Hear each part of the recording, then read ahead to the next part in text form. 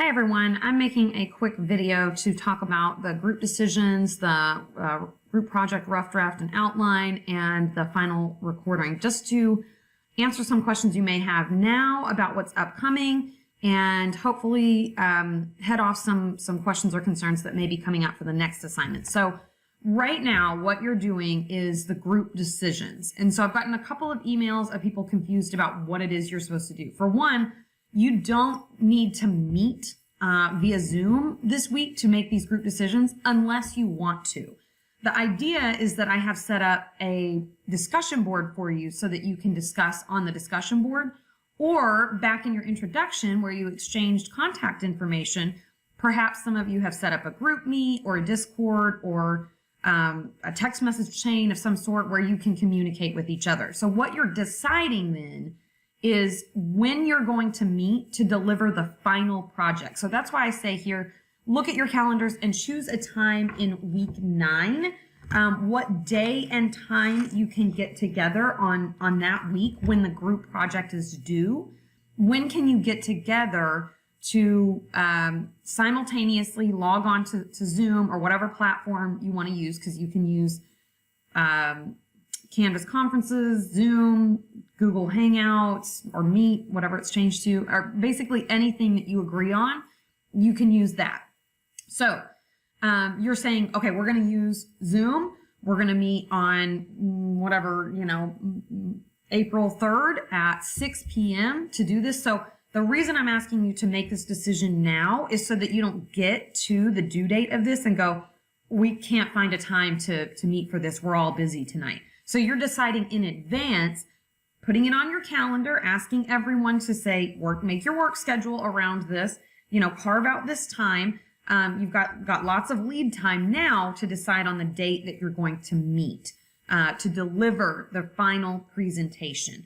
And I strongly suggest that you meet prior to that to try out your technology and kind of do a run through. So maybe 30 minutes before, maybe a day before, again, whatever works for your group. I'm just wanting you to make these decisions now so that you're not getting to the due date and then going, crap, we don't have time to meet. There's we have opposite work schedules and there's no day in the next 2 days we can meet. So you're deciding it weeks in advance. That's why this decision is so important. So then you've all been assigned a chapter, either 7, 8, 9, or 10, and you need to decide how you want to divide up what you're going to do. Again, you want to do this in advance so that when you get to the next assignment, you're not going, what am I supposed to be doing for this assignment? So first of all, you want to decide who's going to say the introduction and the conclusion to the speech. So the introduction is 4 elements, saying an attention getter. Have you ever thought about how your relationships impact your lives? Today, we're going to be sharing to you about friendships. We've been researching this for the last few weeks. Sarah's going to cover this, John's going to cover this, Mary's going to cover this, and I'm going to cover this. So that's your introduction, attention getter, thesis, credibility, and preview. So that's it. It's a very, very short, 30-second statement. Then you're going to transition into a body point. Same with the conclusion. John told you this, Mary told you this, so-and-so told you this, and I told you this. We hope you've learned a little bit more about relationships. So whoever says and writes the introduction and conclusion, that's not a whole body point. That's not going to fill up 3 to 5 minutes of content. So you still need to have an introduction and a conclusion to your speech, but that can't be one person's whole point. All right. So everyone still has to have a point. So you're going to say, what is each person's body points? What are they going to talk about for 3 to 5 minutes? And you can look at the chapter and you can pick something from the chapter that you think you'd like to talk about for 3 to 5 minutes. And you don't have to cover the entire chapter. You can pick a concept, you can pick a section, you can pick 2 sections. It's totally up to you. So these are the decisions that your group are making for the group decisions assignment. All right, so I'm not going to tell you what you have to do because you have to work together. That's part of the group work, deciding what you want to do. So each person's going to write their own body point. They're going to write a section, but you need to decide who's going to take all these, 4 to 5 different sections and put them into one outline that looks the same. So originally you're going to write your rough draft. I'm going to grade it. I'm going to give you feedback. And then somebody needs to take that and organize it so it all looks seamless and like one outline, not 5 different outlines copied and pasted together, but like formatted nicely together to make one group outline. So decide on who's going to do that. You need to do the same with the PowerPoint. So each person's going to make a couple of PowerPoint slides for their section, but then one person needs to take all of these, let's say 3 PowerPoint slides per person. So you've got an intro slide that just says, the title of your chapter and maybe your group members' names. And then, 15 additional slides, 3 per person. But you want them to not look like you've got 5 different PowerPoints. You want to have a similar background. You want to have a similar, design template to it. So it's not 5 different fonts, 5 different colors, 5 different layouts. Like you want it to look like one group presentation. Okay. So who's going to do that? Okay. So this is what you're deciding right now. We're going to meet at this time. This person's going to write and say the introduction. This person's going to write and say the conclusion, or someone else is going to write it and someone else is going to say it. Who's going to cover what content? What have you decided? Again, it's totally up to you how you want to break this up. So one person can cover just one concept. One person can cover an entire section. Like it's totally up to you how you want to do it. I do recommend that you do, I just listened to a presentation where Janice covered this, Aaron this, Alex this, then Janice covered this, then Aaron covered something else, then Marcus covered this, then Alex covered this, then Janice covered this. Like it was really disparate and kind of confusing. I recommend that however you do it, you just go one speaker after the other instead of I'm going to talk for 30 seconds, then someone else for 45 seconds, and then this person for 15 seconds, and then this person for a minute and a half. And then it's too confusing to follow then. You want it to be smooth. One speaker, the next speaker, the next speaker. But it's up to you how you want to do that. I'm just recommending that. Who's going to combine the reference? Who's going to combine the slides into one nice looking PowerPoint? So you're not all doing all of this right now. You're just making the decisions about how the whole group project's going to go. Now, that's what's due this week. The next week, your group first draft outline and visual aid are due. So I've given you a template so that you can write out your outline. Again, your outline is what you plan to say. So you want to have it written out like you're writing basically a script, but you're not going to ultimately read that script. You want to make sure that you have about 3 to 5 minutes of content. If you were to read it, just practicing, read it, slowly out loud and time it to see if it's about 3 to 5 minutes of content, no more, no less. You want to make sure that you have an outside source, meaning not just the textbook and not another textbook either. So that's why I'm kind of seeing in some of my other projects is, we can't use our textbook, doesn't count as a source. Let me go look at another textbook that says almost exactly the same thing. That's not what I mean by an outside source. Look at popular sources like a magazine article or a newspaper article or a blog post or something like that that kind of adds to what you have to say. So your goal is not to repeat what the textbook says. And that's, again, what I'm seeing a lot of what people are doing in this project is they're just basically summarizing the textbook and telling us that. Instead, I want you to tell us your understanding of it. So make something interesting. So just telling us what the textbook says, we can read the textbook. In fact, you have to read the textbook to do the quiz. So it's not interesting just to tell us what the textbook says. Instead, go on and beyond. Share that. Share from your personal experiences. So if I'm going to tell you about the 5 stages of relational development, Knapp's model. So instead of just saying initiating is when you first meet someone, experimenting is when you get to know them a little bit better. Integrating is when you do, we don't want to hear the definitions. We can read the definitions ourselves. So instead you might say, I want to tell you about the Knapp's 5 stages of relational development.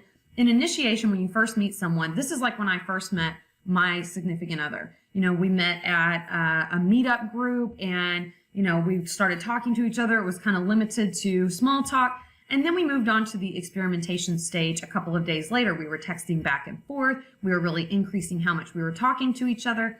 Then we decided we wanted to go out on a couple of dates and we sort of learned a little bit more about each other, throwing some information out here and there. And then we moved on to the intensification stage where we really started varying the activities that we hung out with. So use some personal examples, okay? I know what the textbook says. Your classmates know what the textbook says. Tell us what it means. Make it a presentation of information, not just reading information to us. So then I also want to point out about the PowerPoint. So the PowerPoint or Google Slides, whatever you decide to use, it's totally up to you. Again, if you want to use Prezi, it's just completely up to your group. But basically, when you have a visual aid for someone, I want you to look at the example PowerPoint that I've given you. So a visual aid is not your speech. So don't just copy and paste your speech word for word onto a PowerPoint. That doesn't make any sense. Why would I have you turn in a Word document of it and then say, actually, I want you to chop it up into smaller points and put it on several different pages for me? That's not what we need to do. Again, when you're presenting information, you're not just reading word for word something to the audience that they can read themselves. We're all readers at this point. We're all literate. So we don't need to read your presentation. I'm looking at your outline to see that you've planned it, but someone listening to your presentation would not also be reading your outline, nor should they be reading your PowerPoint. Instead, the PowerPoint is there to keep your audience on track and to provide a visual image of what you're saying. So when you're talking about your relationship with someone, maybe show a picture. Is there anything that could go along with that? And you might have a title, and like in my example, here's what I think it would look like if you were going through this, and you might have a couple of different pictures that pop up at the same time. Okay, so that's what a visual aid should do, is aid what you're saying visually. So the mistake that a lot of students make is they just put huge sentences on there and they just think everybody needs to read everything that they're saying, or they just put a picture that really doesn't go along with it. It's like, oh, I'm talking about relationships. Let me put a picture of, two randos holding hands or something. It's like, okay, you can do that, but that's not really helping us. I would say you need, depending on how you do it, you need, maybe 2 or 3 slides. I would aim for that, like a slide a minute, basically. So aim for something like that. So you're going to turn in your draft and visual aid next week. I'm going to give you feedback on that. Then you're going to deliver the speech. So the last thing that I want to say about this is, remember, you've decided the order that you're going to go in. You've created your outline. You've created your PowerPoint. You've decided on the time that you're going to meet.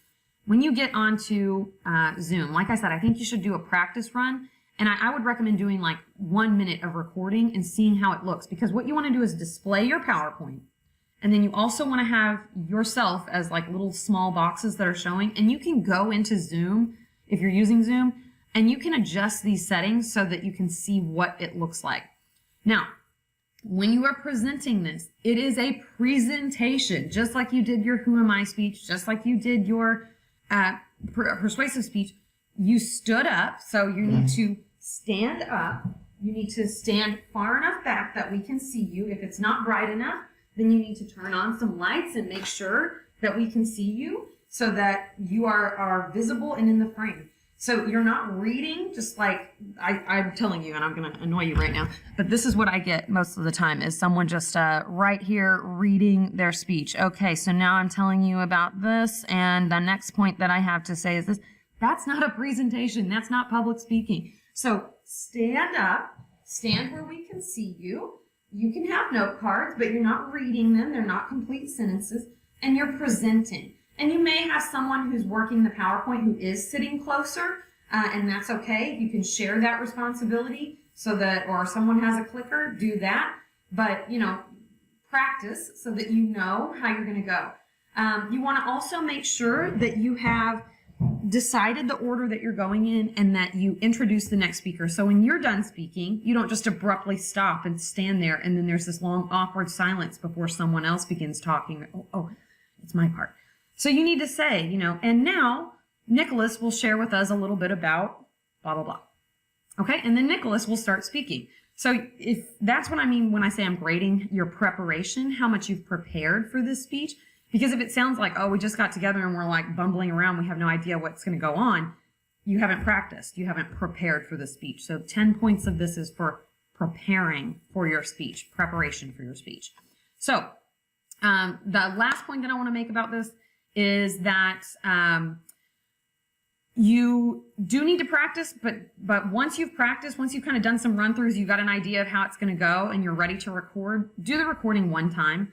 Even if somebody makes a mistake, that's okay. Like, just keep going. I mean, in real life, if you were actually in a classroom, if you were actually giving a presentation at a workplace or wherever you may be going, you can't say, okay, stop, let's back up and try that again. You just have to do it the one time. So learning how to roll with your mistakes is really important. So if you make a mistake, say, oh, let me back up. What I wanted to say was blah, blah, blah, blah. Because that's what you have to do in real life. You don't get to record and re-record and re-record and re-record. Now, I mean, you could argue there are times when people do webinars and whatever, but that's not what this class is about. So I'm not teaching you how to make a flawless recording of a presentation. I'm trying to show you how to learn how to do a presentation in real time. So if I want you to learn how to do that, so record it once. After you've done your practices, record it for turning in one time. Okay? So make sure you do that. Let me know if you have any additional questions. I hope this has helped. I hope that some of you are actually listening to this so that you actually get the information. But yeah, I hope this has been more informative for you and that I get some good quality presentations, because I would really like to have such an excellent presentation that I can provide an example for the next class. And unfortunately, no one ever follows the instructions, so I never have an example for the next class. So please be the group that becomes the A+ example. I want you to be the group. Okay? Be the group.